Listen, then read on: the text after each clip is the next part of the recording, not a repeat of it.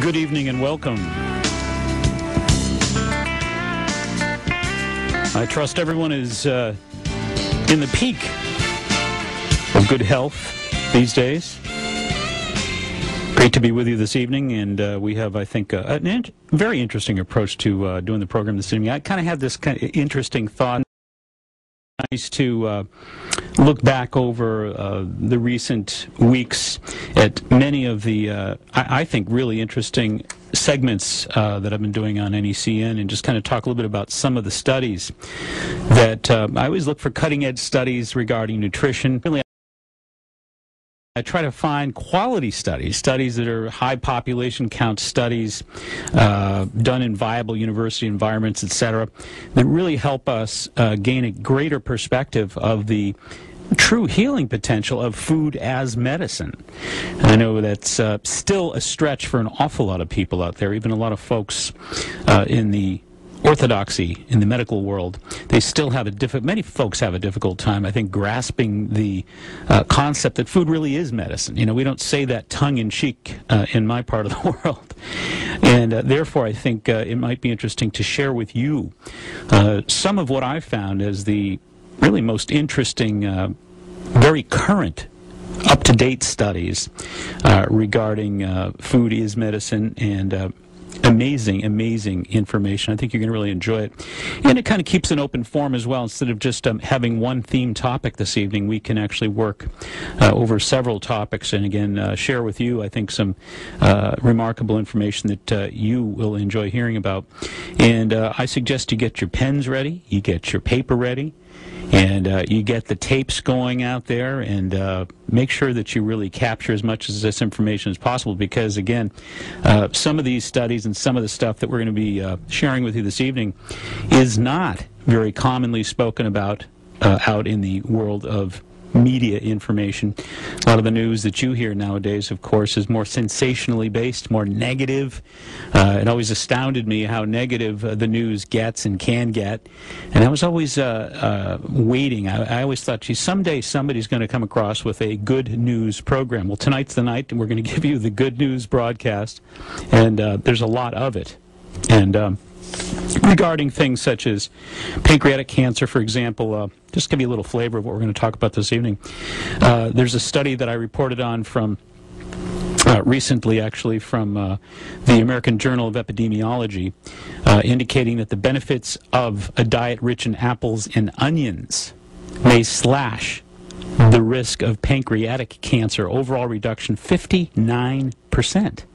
The thing that's most astounding about that, for example, is the most aggressive, arguably the most aggressive cancer of all cancers, and one of the most aggressive, fast-moving cancers that causes death so rapidly. And the window between the time of diagnosis and the time of eventual death is often very, very slight, very short.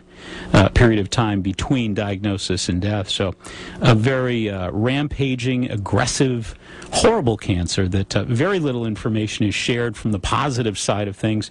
But we're going to talk about this study that is really all about something called flavonols. Now, we talk about the flavonols in onions, apples, berries all the time in this program. But once again, a remarkable study from the American Journal of Epidemiology indicating that the overall risk reduction, especially with folks who, there's between a 25 and a nearly 60% risk reduction, especially among smokers. So we're going to talk about that, and that was reported on by the U.S. National Cancer Institute. And again, unfortunately, 38,000 nukes every year in the United States, with almost 34,000 deaths from the disease. So it's a devastating cancer. And yet, in the light of all of that, in the backdrop of all that negativity, we have a remarkably positive story, and it just happens to include food and nutrition. So I can't wait to share that study with you. That's a remarkable study. Another one here real quickly. Many people are aware of what COPD is, but for those of you who are not, it is chronic obstructive pulmonary disease, and it's a lethal combination of emphysema and bronchitis. And it's expected to become the third leading cause of death worldwide by the year 2020. COPD, chronic obstructive pulmonary disease, the third leading cause of death worldwide by the year 2020. And we've got, again, in the backdrop of this very negative, dark story of this rampaging condition, the United States Health Professionals Study, 50,000 healthcare professionals ages 40 to 75 in this very significant study. We found that over 12 years, they were reviewed by scientists, and they concluded that those people who consumed a Mediterranean-type diet, the diet highest in fruits and vegetables, lowest in fatty meats and dairy products, etc., were up to 50% reduced in their risk, 50% reduced risk of developing COPD among those who are considered Mediterranean dieters. So again, a rampaging disease and soon expected to be the third leading cause of death worldwide, behind cancer and heart disease. And it is moving up briskly. Yet, again, those folks who ate more vegetables, more fruits, more fish, more olive oil, again, the Mediterranean-type diet, were literally half the risk of developing COPD. So, remarkable stuff, and it goes on. We have some interesting stuff we're going to talk about here regarding a study that was done regarding sweets and starches increasing the risk of breast cancer among postmenopausal Chinese women. A remarkable study. I picked this one in particular because it really shows the difference between folks who did not come from the United States and who didn't really eat and weren't raised on, if you will, the traditional Western American diet, the standard American diet.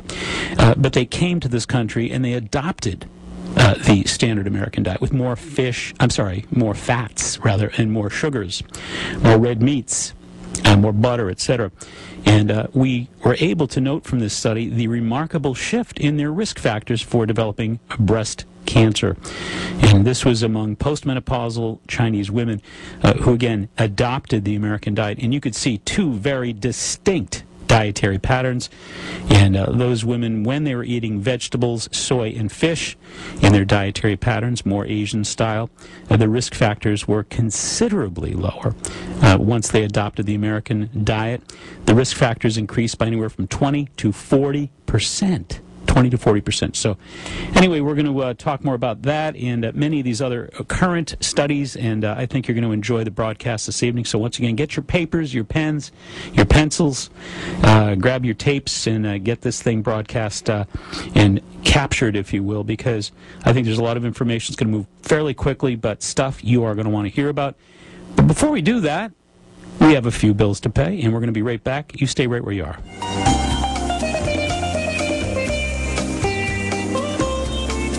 Right in our area, we are fortunate to have one of the top martial arts schools in the country, Personal Best Karate. Personal Best has been recognized for their community involvement, professional staff development, character building programs, and exciting educational curriculum. Personal Best stands at the top of their industry. 5 locations offering personalized professional instruction. Not sure if karate is right for you? At no obligation, the staff at Personal Best will guide you in a private introductory program to see if karate is indeed the right fit to help you achieve your goals and meet your needs.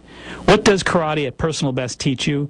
Character building, success habits, helps you get in shape, relieve stress, self-control, setting goals, and of course, self-defense.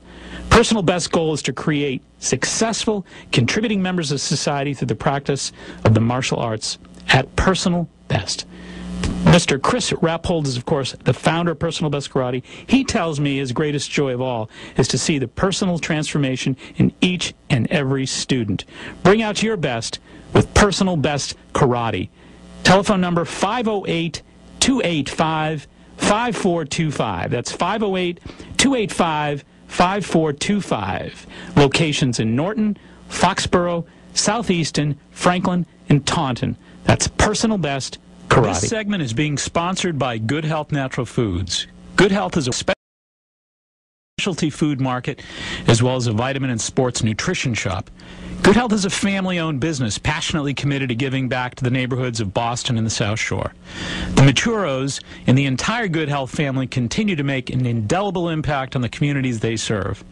There are currently 2 extraordinary stores, 1627 Hancock Street, Quincy, Mass., and 219 Columbia Road, Route 53 in Hanover, Mass. For everything natural, organic, and wheat or gluten-free, it's Good Health Natural Foods, open 7 days a week. In Quincy, 617-773-4925. In Hanover, 781-826-0808. That's Good Health Natural Foods.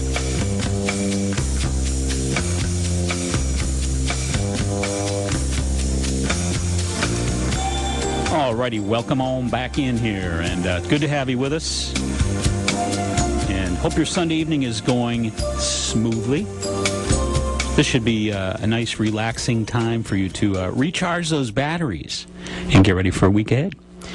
And hopefully we help you do that. All right, we're going to chat with you about some studies that are very fascinating, health-related studies and health-related news. But before we do that, I just kind of want to mention real quickly here that we have been podcasting this program so that you can actually watch it. And for those who are interested in watching the Natural Health and Healing Show, you can go to our website at www.maxhealing.com, just one word. And that will be up on Tuesday, so don't go there this evening, although you're certainly welcome to go there and do a little bit of browsing if you wish. But Tuesday, the program will be available on podcast. So again, any Tuesday following the Natural Health and Healing Show, which of course is a live broadcast on Sunday evening, you can you could watch it. You can listen live on Sunday and watch it on podcast via our website any Tuesday. All right, so that's www.maxhealing.com.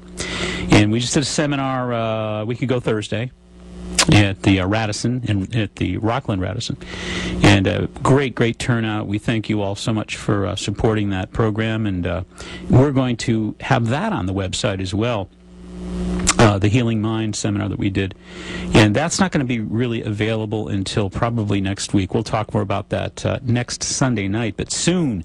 You keep an eye out for it, and you'll soon be able to pick up a little bit of action on that as well. All right, as promised, we're going to chit-chat with you this evening about what I think are some really fascinating studies that I've pulled down for my New England Cable News segment entitled, You Are What You Eat, right? And you know you are what you eat, but this is just kind of reinforcing proof of that very fact. I just want to kind of talk here about this one particular study that appeared recently. And just let me read if I may. Omega-3 may reduce type 1 diabetes. You know, we're not used to thinking about type 1 diabetes as being something that you can ameliorate with fish oils. We know fish oils, of course, have been very helpful with a variety of conditions, obviously conditions such as heart disease, etc. We've all read about all that and heard about all that. But you know what? When you consider that so many diseases that we contend with are really inflammatory or inflammation-based diseases, we tend not to think of many of these diseases as being inflammatory.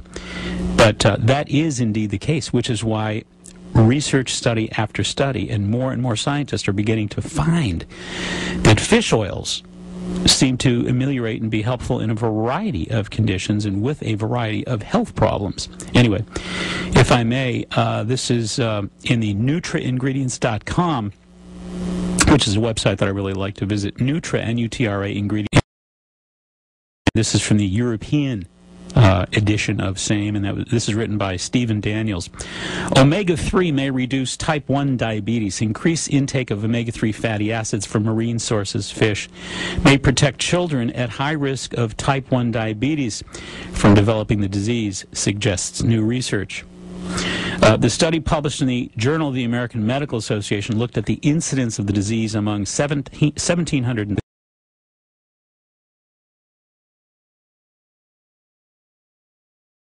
increased omega-3 intake and associated it with a 55% reduction in risk. That's astounding. 55% reduction in risk. Our study suggests that higher consumption of total omega-3 fatty acids, which was reported on recently, is associated with a lower risk of autoimmunity in children at increased genetic risk of type 1 diabetes, wrote lead author Jill Norris from the University of Colorado at Denver. And again, this dietary intake was evaluated by using a food item questionnaire, and it was completed annually by the children's mothers. The children were recruited at age 2, followed for an average of 6.2 years in this particular study. And children were identified as having a high risk of type 1 diabetes by either possessing a high-risk genotype or having that gene map, if you will, that genetic tendency, or if either of the parents had that genetic tendency. So they began by studying children's diets for 6 years or so, who actually had a genetic sort of a genetic blueprint, I guess you could say, for developing type 1 diabetes, either in their own chemistry line or in their parents. And the researchers also conducted a case cohort study with a subset, a smaller population as well. But in both cases, in a cohort study, the omega-3 fatty acid content was associated with a 37% decreased risk. 37%. So in the smaller group, they found a 37% reduced risk. In the larger group, the omega-3 fatty acids represented a 55% risk reduction. So the big question, of course, when we talked about this on New England Cable News is, well, how do you get kids to take fish oils? And is that the only way that we can do this and lower these risk factors? Because Lord knows there's an awful lot of children these days that are indeed developing diabetes. And, you know, type 1 diabetes, of course, we've always thought about it as pretty much a fait accompli, something you just can't do a whole lot about. But I think the key really here is that even with the genetic dominance, you know, the gene profile that suggests that something negative is destined to happen to these children, something called diabetes, that when these children had high concentrations of omega-3s in their diet, they were able to eliminate the risk, as we said, by 55%. So what's the deal? How do we get these kids to eat fish? A lot of kids won't even eat tuna fish, you know. So, you know, I brought up the point that, first of all, there are many different forms of omega-3 fatty acids. There are things like soy. Of course, soy is very high in the omega-3 fatty acids. Flax is very high. Things like pumpkin seeds. Things like the omega-3 fatty acids, of course, that we talk about in salmon and halibut, again, tuna fish, but kids that don't want to eat the fish, there are companies now like Nordic Naturals. Okay, Nordic Naturals makes a lot of really good tasting fruit-flavored fish oils. So if you want to support your child's health and you're concerned that this study is something that is of interest to you, and you want to lower your child's risk because, let's say, you've had parents that have had type 1 diabetes, or grandparents, or it's in the genetic line, and you're worried about your child, and you know, you're listening to this study thinking, well, what can I do to maybe benefit from this study and lower those risk factors for our kids? Well, you know, my suggestion is you replace the peanut butter with soy nut butter. And there's a variety of different good-tasting soy nut butter brands that are out there that you can experiment with, but that's one way to make a dramatic turnaround regarding omega-3s in the diet, or good alpha-linolenic acid, rather. Other things, again, the good-tasting Nordic Naturals fish oils, the cherry-flavored, the orange-flavored, the mint-flavored. So, I mean, there's safe ways to do that. There's tasty ways to do that. It's not like it used to be in the old days when you had to fight with a child to take cod liver oil and felt bad for them. Those days are long gone. So again, there's many good-flavored, good-tasting, freshly flavored fatty acids in this same format. Companies like the Nordic Naturals, as we pointed out, Also, the idea that pumpkin seeds might be a snack that you can share a little bit of finger food from time to time. Walnuts, those are also an omega-3 food as well. Flax oil, okay? We can add flax seeds to different preparations, maybe a little bit of flax in the oatmeal in the morning. To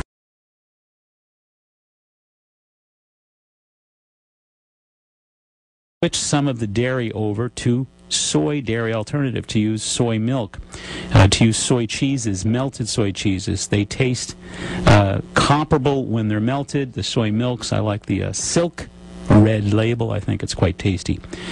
But anyway, those are some really important suggestions that you might want to consider at lowering the risk of type 1 diabetes. And let's move on here. Again, we talked a few moments ago about this one. I think this is quite fascinating because when we talk about pancreatic cancer, you're talking about an absolute, you're talking about a very, very powerful, rampaging cancer, a very aggressive, a very intimidating cancer. And this study, I think, is extremely, extremely positive and hopeful in the light of that scenario. So, if I may, again, a diet rich in flavanols from foods such as onions, apples, and berries may cut the risk of developing pancreatic cancer by 25%. The results published in the American Journal of Epidemiology indicate that the benefits may be even more pronounced among smokers, with a risk reduction of almost 60%. Wow. The study provides evidence for a preventive effect of flavanols on pancreatic cancer, particularly for current smokers, wrote lead author Ute Nothlings from the German Institute of Human Nutrition.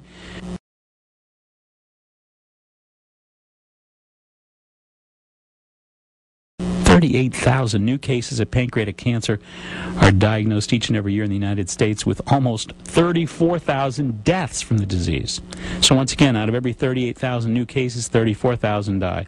It's devastating, as we said. Anyway, this new study was a study of 183,000 residents from California and Hawaii. And this very large epidemiological or population study found that the folks who had the highest amount of flavanols in their diet, the highest amount of flavanols from apples, onions, berries, etc., had anywhere from a 25 to nearly a 60% reduced risk for developing this very aggressive pancreatic cancer. So, again, with smokers particularly benefiting from flavanol-rich diets. So this, I think, is a very, very important study. What are flavanols? Let's talk about that for a minute. How can you get more of them? And is it something that you can take in capsule form, in supplement form? Or are these very powerful flavanols only available in whole food form? Great questions. We're going to talk about those. And we often hear about OPC3s. There's many people that are actually multi-level marketers out there that are familiar with OPC3s. And those are basically called proanthocyanidins. And an awful lot of people are, as I said, multi-level marketing the OPC3s out there. Maybe you've heard of grape seed extract. That's another way to be looking at all this. But these are anthocyanidins, isoflavones, flavanols. These are the really powerful cancer-fighting antioxidants that are in very high concentrations in citrus, in onions, in scallions, in garlic, in apples, in blueberries, raspberries, strawberries. So I think that really the key point here is I always go back to the Gladys Block statement.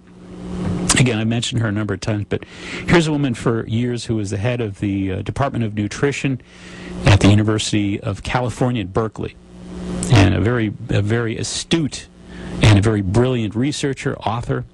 And Dr. Gladys Block said, I've looked at study after study after study. And here's the long and short. Those folks who have the highest amount of fruits and vegetables in the diet literally cut their risk of total cancers and heart disease in half. Okay? So literally cutting your risk factors in half. And I think this is now an example of why she was so ahead of since she pointed that out for many years now. The studies have come in, and they continue to come in, suggesting that there's a whole new world of fairly recently discovered antioxidants like flavanols, like anthocyanidins, like isoflavones. All these big words basically are the new world of vitamins and minerals, the new generation of superstar nutrients, if you will, that are abundantly found in virtually every fruit and vegetable. There are 9 categories of these antioxidants. And again, study after study, very similar to this, and you'll hear more of them this evening. But what's the message? The message is find ways. If you can find ways to increase your fruits and your vegetables, there's no way that you can do better than to increase your flavanol concentrations, lowering your risk responses for very aggressive cancers such as pancreatic cancer. And once again, there are foods commonly found. We mentioned some of them: spinach, cabbages, red onions, berries, apples, onions, all the different berries. And we often hear about quercetin, Quercetin. Quercetin. Quercetin is actually one of the flavanols that we often talk about in this broadcast, and you read about and hear about all the time. Quercetin has been found to be very powerful and very supportive as an anti-allergenic support. And you can actually purchase quercetin at the health food store. Generally, you're going to find 100 milligram concentrations in as high as 500 milligrams of quercetin. And I recommend that people, especially folks who don't get a lot of fruits and vegetables, who have a lot of allergies, who smoke, and who have an immune system that's a little borderline, and somebody who has a lot of cancer, or even perhaps specifically pancreatic cancer in their genetic bloodline. Those are folks that probably want to consider not only trying to get more fruits and vegetables in, but taking some quercetin, Quercetin, because quercetin is a flavanol, and it's a very powerful immune-enhancing flavanol. Okay? So that study, I think, really lines us up with something that's very, very powerful, very, very significant. Again, more berries, great idea. Quercetin, Quercetin, especially if you've got allergies and you're suffering from a lot of frequent mold allergies. A lot of people nowadays, especially this season, are having mold-based allergies and not even familiar with it. They think that they're getting colds that they can't get rid of. They think they can't get rid of. No, what you are dealing with, folks, in many cases, are very powerful mold allergies. And those mold allergies produce fungal infections in the body, in the sinuses. And quercetin can be very, very helpful. If you're out there sneezing, you get the runny eyes, and it just doesn't seem to want to go away, you're dealing with a reinfection over and over and over because you are breathing in a lot of mold. There's a ton of it out there in our environment. You're not going to beat it just by attacking it once. You have to support your immune system with things like quercetin and improve your flavanol concentrations. Then you'll put yourself in position to head this stuff off at the pass and do it once and for all. Put an end to it. Okay, we're going to take a very short little break here, and when we come back, we'll discuss some more of these studies. And of course, Candida will be here to discuss good health, natural foods, and we'll see you in just a few. Hang in there.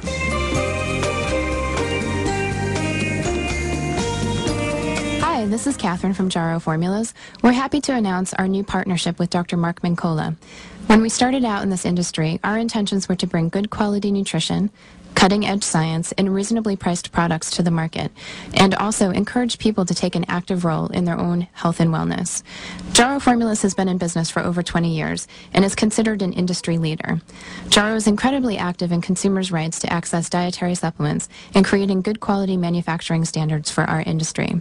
When we first met Dr. Mincola, we knew that we had a true partner and an ally in the mission of creating a happy, healthy, and wealthy New England through the sharing of our health and healing. We greatly look forward to 2007 and the exciting things we can bring to you, and we're excited for the world of knowledge that there is that we can share with you all. As we take this journey together with great partners, great energy, and looking forward to a great future for all of those that are encouraged to come along.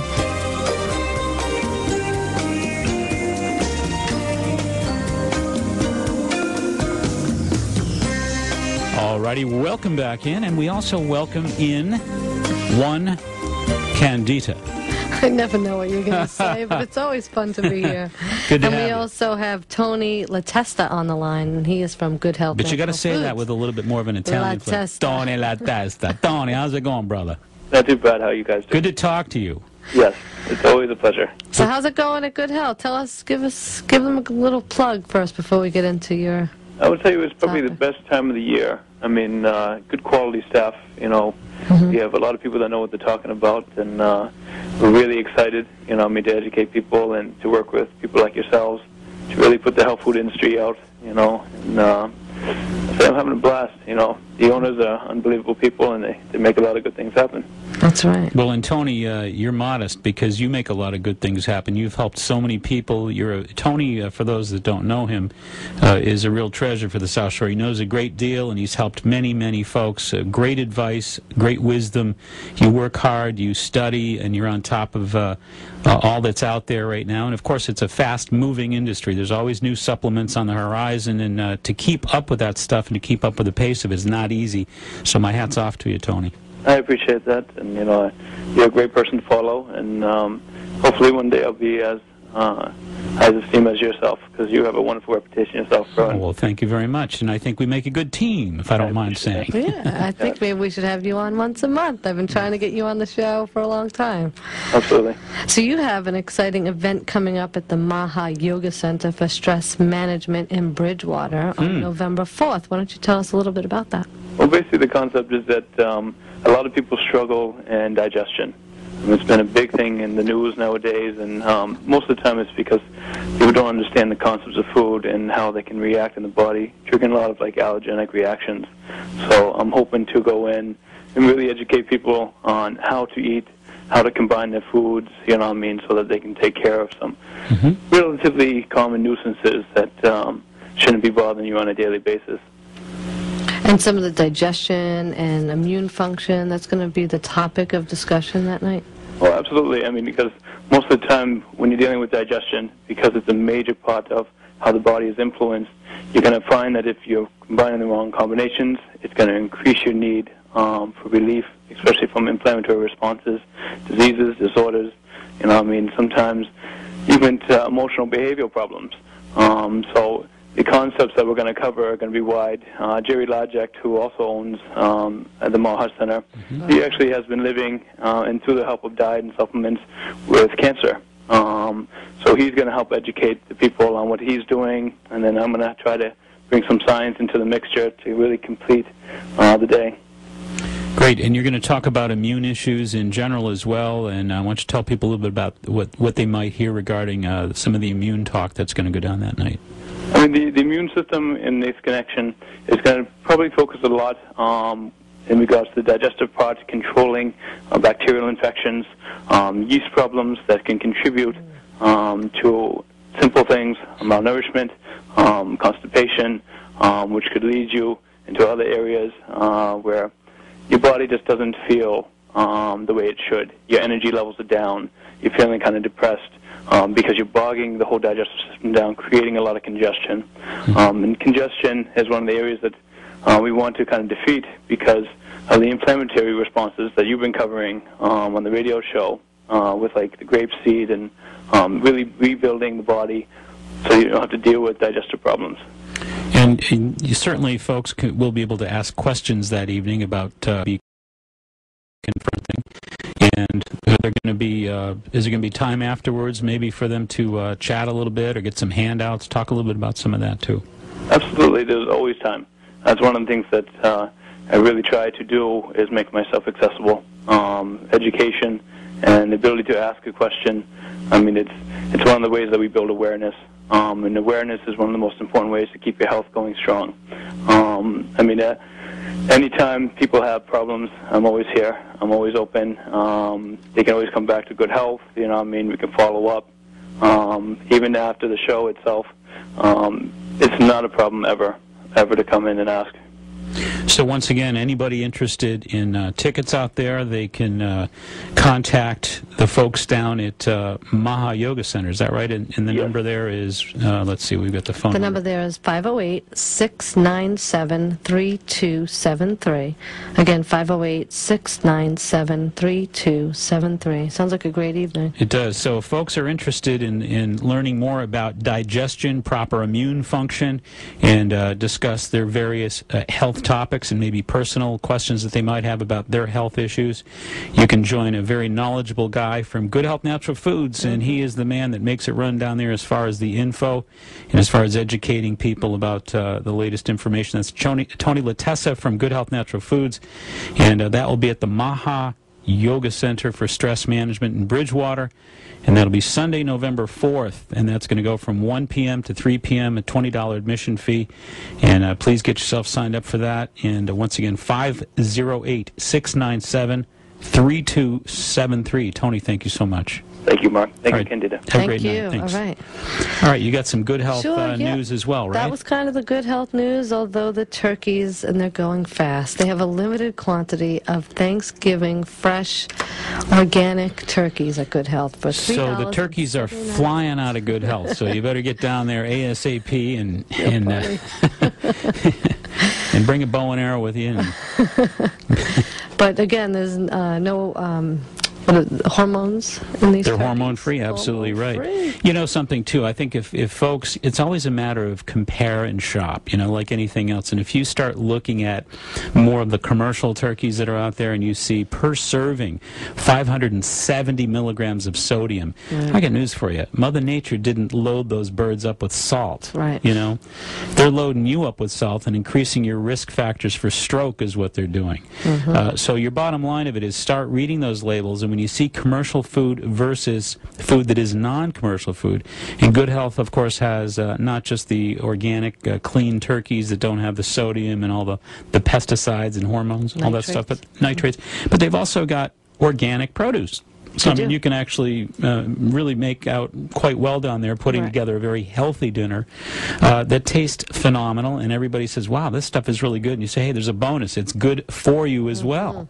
We don't serve food that kills people here. Right. And I know we're just pushing the turkeys because it's Thanksgiving, but all year long they have also meats that you could purchase right there every single day. Well, and Good Health Natural Foods, Are of located course, where? 1637 Hancock Street in downtown Quincy, Massachusetts, or they're also located down on Route 53, Hanover Way.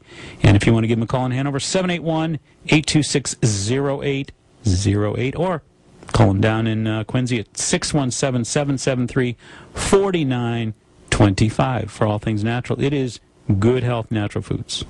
It's always so much fun to be here. But for folks, you know, go down and check out Tony. He is always so easy to talk to. He helps people that kind of come in off the streets and they don't really know what they want. And he really goes so far to make a difference. Very gifted. He's gifted, and he's also very gracious about making a connection, making a difference. And Tony's a culture shaper. Yeah, and he's always bebopping around, dancing down there. And by the way, knows his stuff. All right, so there we go.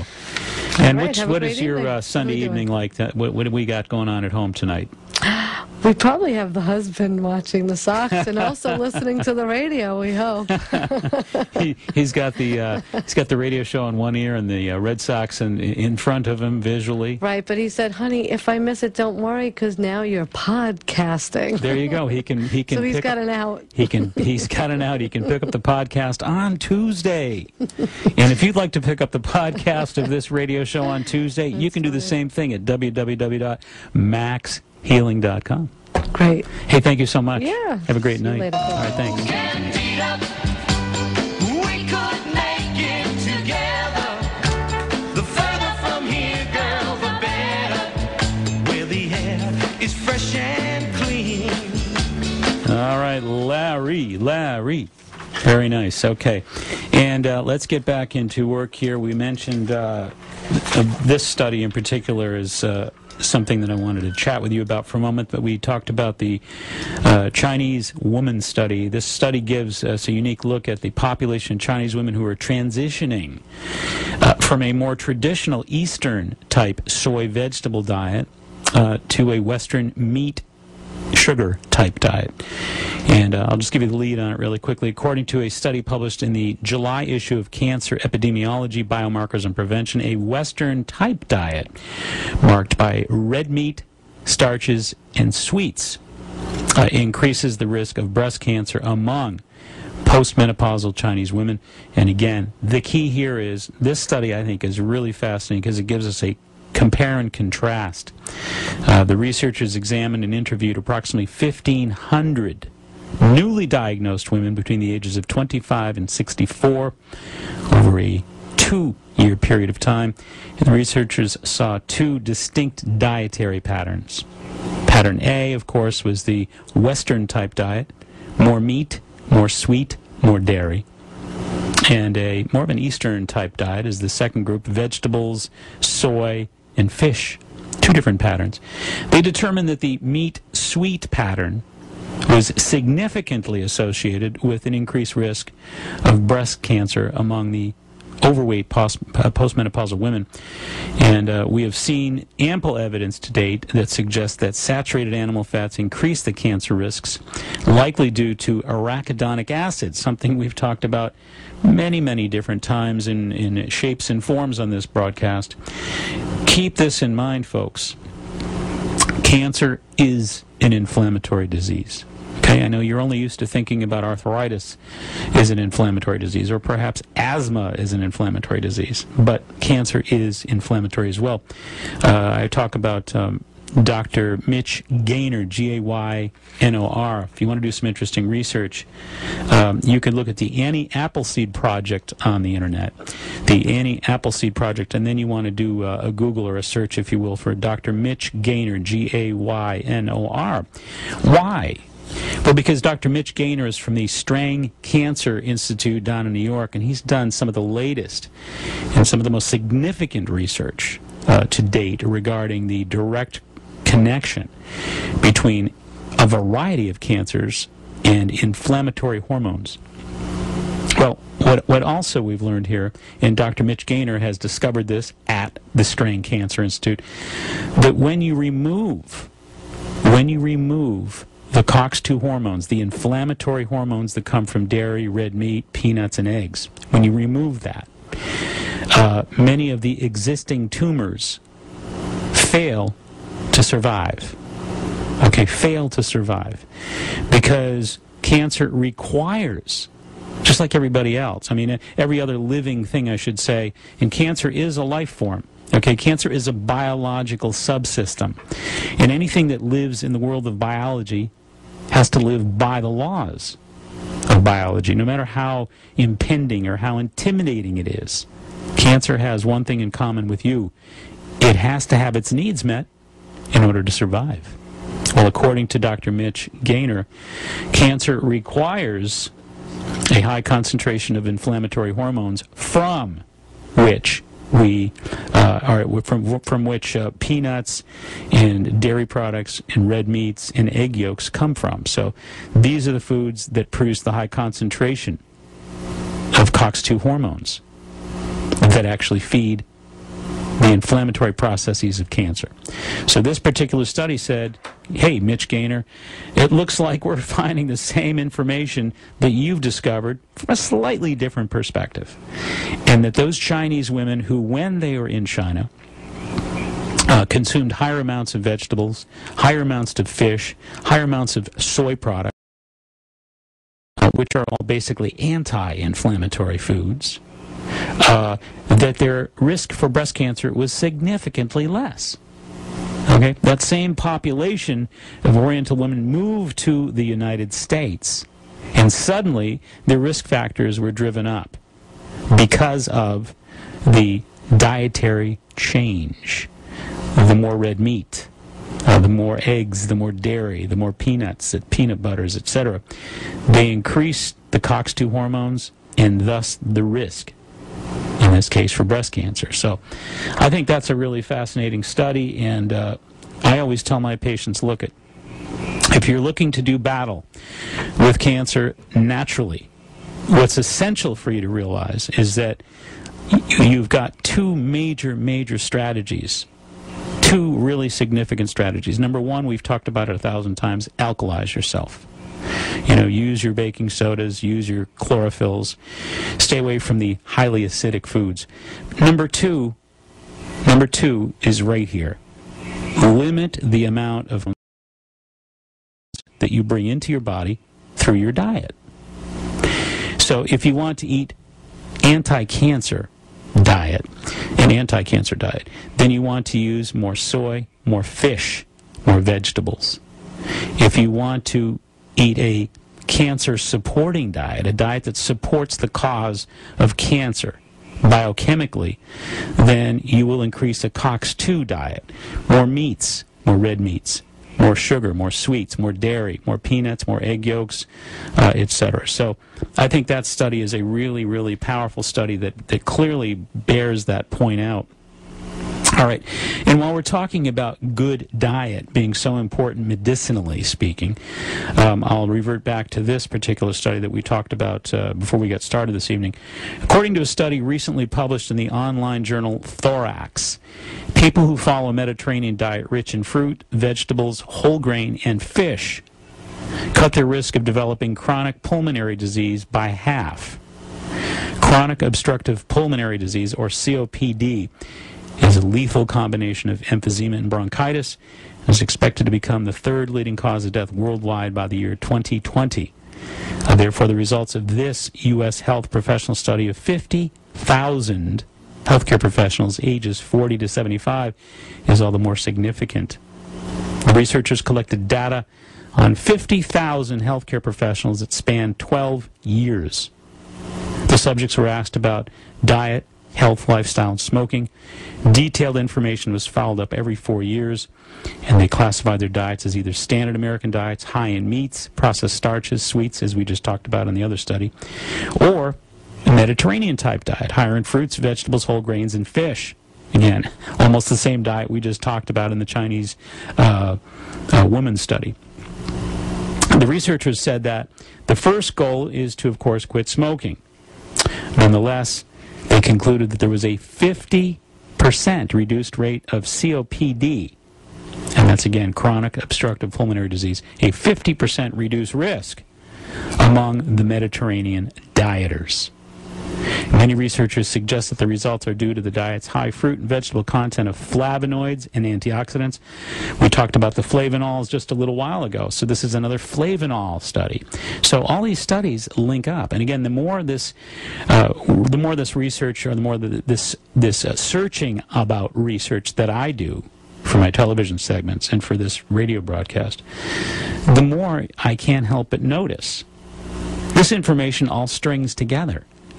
Different studies, different researchers, done in different parts of the world. Nonetheless, study after study says the same thing. Your flavanol levels go up, your cancer markers go down. So the anti-inflammatory foods, whether it's Mediterranean diet or more of an Eastern type diet, there's more vegetables. Okay? There's more fruits. There's more whole grain products as opposed to white flour products. There is more olive oil. There is a higher amount of soy in the diet. And most importantly, as we said a little while ago, we're talking about fewer sweets, fewer red meats, fewer egg yolks, dairy products, and peanuts. That is what these studies have in common. And again, week in and week out as I do this research, I can't tell you how impressed I am by the quality of these studies. And quite frankly, if I look back to 25 years ago when I started doing the work that I'm doing, we would have never imagined in a million years that we would be at the place we are right now scientifically regarding food as medicine. Again, as I say repeatedly in this broadcast, it's not just powder puff information anymore. It's for real. Food truly is medicine. The medicinal properties of foods that are being researched are the antioxidants, like the flavonols, like the quercetin, like the camphoryls. These are very powerful carbonyl compounds. These are very powerful antioxidants that boost immunity and that literally make life miserable for an awful lot of inflammatory diseases such as cancer. So, it wasn't that many years ago that I think it was probably it was in the mid to late 1980s, that there were press releases. I actually still have these press releases from the Sloan Kettering Cancer Institute in New York. The famed Sloan Kettering Cancer Institute in New York. And these press releases suggest that food had nothing to do with cancer. 1989. Now, that wasn't all that long ago, folks. And for us to now see the absolute cascades of evidence of study after study after study after study, we are just now on the leading edge of something that is truly spectacular. So again, I think that when you take a good hard look at what your options are when you're fighting disease, preventing disease, increasing healthy risks, eliminating negative risks, wow, let me tell you, you've got the world in your hands. And there's a world of possibility that each one of us has power over and has potential with. And thank goodness that the information's out there inspiring us and leading the way so that with nutrition we can continue to make such great differences in each of our lives. All right, we're going to take a little breather, and we'll be back in just a minute, so stay right on board.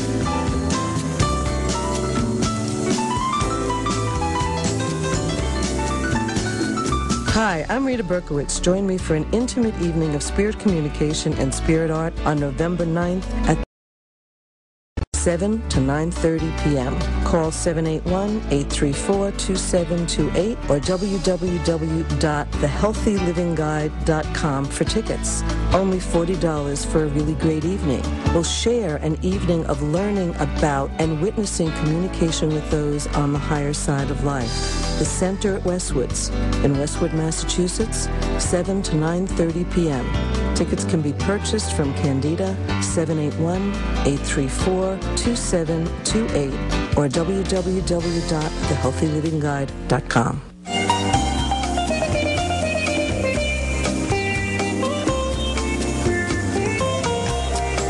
Alrighty, welcome back on in here, and we've got Jay on the line from Pembroke. Welcome, Jay. Hey, good evening. Great to have you here. How you doing? Yeah, I'm doing well. Thank you for asking. And I just wanted to cover two things real quick. One was that I want to confirm for anybody who listens, I actually have spoken to Tony several times, and everything he said, he's really helpful. Tony is the real deal, and it's great to have your unsolicited support of Tony's great work. So it was great to hear him, actually. I had one other question. I noticed the other day, it's just in a general way, I noticed an ad for something that said something like 95% organic. Where is that law at? Are we in a situation now where people are introducing less than desirable elements into organic foods and still allowed to call it organic? Well, no, I think that the laws have gotten a lot more strict. First of all, the labeling laws led the way about 15 years ago. So, I mean, labeling laws have made it tougher for people to bend the rules. But then for a while, organic really didn't include some of the genetic modification, and that was recently adapted and changed as well. So, I think what you're looking at is you're looking at people who perhaps would have gotten away with advertising organic when in fact they weren't 100% organic, because the labeling laws say, look, if you're not 100% organic, you better not be telling anybody that you are. And there is a very strict protocol, and again, I think that the protocol these days, becoming as strict as it has, is really not allowing for people to get away with quite as much. So I think that the consumer finally, at long last, is really getting some good quality protection, Jay. Okay, thank you very much. Hey, great to hear from you. Have a great night. Thanks. All right, I want to move ahead here. There's, again, a great study that I just actually did this past week, if I may. According to a recent Mayo Clinic study presented at the American Society of Anesthesiologists annual meeting in San Francisco, vitamin D deficiency may be contributing to chronic pain in 1 of 4 chronic pain patients. And this was the first study of its kind to show a prevalence of vitamin D deficiency among a diverse group of pain patients. The study involved 267 patients undergoing treatment for pain. The researchers recorded serum levels of vitamin D and morphine. They also recorded general health. They immediately noticed that the patients with the lowest vitamin D levels required the highest amount of morphine for the longest period of time. By the way, it was almost doubled. Almost doubled. The vitamin D inadequacy group required morphine 71 months on average, compared to 44 months for the other group. The researchers point out that vitamin D deficiency has long been associated with causing pain and muscle weakness, and suggested that this study points to its likelihood as a contributing but unrecognized factor, at least until this study. And of course, people out there are saying, well, geez, do you think it's really important that everybody supplement with vitamin D? And, you know, the sun is still the best source of supporting your vitamin D synthesis. Just 20 minutes of indirect being out there and just kind of taking a good 20-minute walk every day should get a lot done for you. But you know, those of us who live in colder climates really probably should consider supplementing vitamin D during the winter months. I think it's a really important point. A standard 400 international unit dose of D3, vitamin D3, represents. But I'll tell you what, because a lot of folks in the winter months don't get outside an awful lot up here, it gets kind of cold, obviously, and windy, it's probably not an altogether bad idea for you, again, during the winter months to supplement your vitamin D. 400 international units, or 400 units of vitamin D3 per day, at the very least, because what this study tells us is that when your body is trying to mobilize the various hormones in your body, and you know something, when you think about what kind of brain chemicals that we produce brain morphine. Did you know your own body, you produce some morphine? Absolutely. And you produce a morphine in the human brain that is 25,000 times more powerful than the morphine that is pharmaceutical. Okay? So the human brain is capable of producing a hormonal type of morphine. And you know the word endorphin? You've heard of that word? Endorphin, actually translated, means brain morphine. So you produce a brain morphine in the form of hormonal chemistries, endorphins, if you will, that are not just powerful, but they are 25,000 times more powerful than the morphine that we receive pharmaceutically.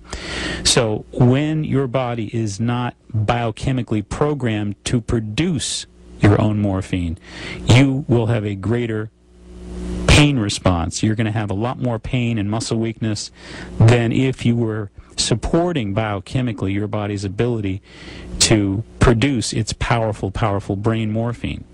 So vitamin D is one of those chemistries that is so very important at producing endorphins or brain morphine. And, you know, there's an awful lot of studies that indicate, that sort of tie into this particular recent Mayo Clinic study, that suggests one of the reasons why so very many people are in chronic pain is because, in fact, they are deficient in vitamin D.